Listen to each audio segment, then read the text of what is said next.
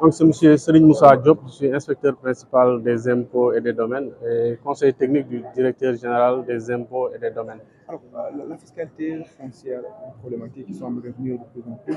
Alors, est-ce que vous pouvez nous faire l'état d'abord des lieux de cette problématique-là? Vous avez parlé, vous avez donné des statistiques de 2019, allant de 1,1 million par exemple. 70 000 personnes sont couvertes. Est-ce que vous pouvez nous faire d'abord le point d'abord sur cette situation? Oui, absolument. La fiscalité foncière représente une problématique extrêmement importante pour l'État du Sénégal, mais également pour l'administration fiscale et le ministère des Finances et du Budget. Parce que, comme vous le savez, depuis l'acte 3 de la décentralisation, c'est maintenant 10 ans de pratique. La plus grande faiblesse des collectivités territoriales, c'est justement la faiblesse financière, la faiblesse dans la mobilisation de l'assiette foncière. Et à ce niveau-là, la fiscalité foncière représente beaucoup pour les collectivités. Donc, la Direction générale des impôts et des domaines, en relation avec la Direction générale de la comptabilité publique et du Trésor, administre la fiscalité locale dans son assiette pour la DGD et dans le recouvrement pour la Direction générale de la comptabilité publique et du Trésor. Et l'une des problématiques les plus importantes, c'est que, comme on l'a dit tantôt dans le cadre du panel, les travaux, en tout cas de recherche, ont permis de constater qu'il y a 1 600 000 espaces, disons, assiettes foncières pour juste 130 000 contribuables effectivement imposés. Cela pose problème. Et c'est dans le cadre d'une meilleure prise en charge de cette fiscalité, mais également de la recherche de la modernisation de l'administration de la fiscalité locale, que la Direction générale des impôts et des domaines, en relation avec le CERIF de l'Université de Dakar, a entrepris, disons, cette réflexion-là autour de la fiscalité foncière, qui consiste à réunir l'ensemble des acteurs, les universitaires, la société civile, les collectivités territoriales, l'administration publique, à réfléchir sur les voies et moyens, disons, de moderniser d'abord la fiscalité foncière, mais ensuite d'améliorer le recouvrement, l'assiette, le recouvrement de la fiscalité foncière pour permettre à nos collectivités d'avoir plus d'autonomie financière, plus de moyens budgétaires et finalement une meilleure gouvernance publique locale. Justement, qu'est-ce qui est à l'origine de ce gap? Est-ce que les populations ne sont pas assez sensibles sur cette question? Qu'est-ce qui bloque en réalité? Ce qui bloque en réalité, je le dis, c'est déjà un système fiscal assez obsolète parce que c'est des textes quand même qui datent.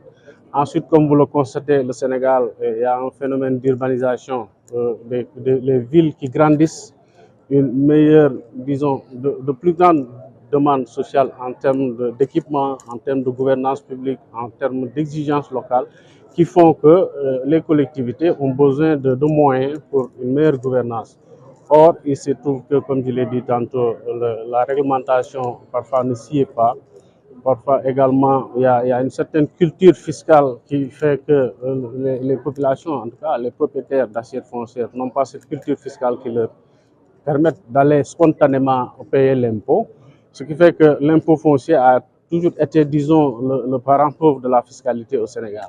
Tout ce qu'on connaît, le citoyen sénégal, c'est l'impôt sur les retenues à la source, les salariés qui paient les impôts parce qu'ils sont retenus à la source, l'entrepreneur qui est obligé de payer parce qu'il a un marché public. Donc, c'est cette structuration, disons, cette segmentation de l'administration de la fiscalité qui a toujours fait qu'on n'a pas cette culture-là de payer ses impôts à ce niveau. Et l'autre faiblesse également, c'est que les collectivités territoriales également constituent des acteurs majeurs de la fiscalité locale.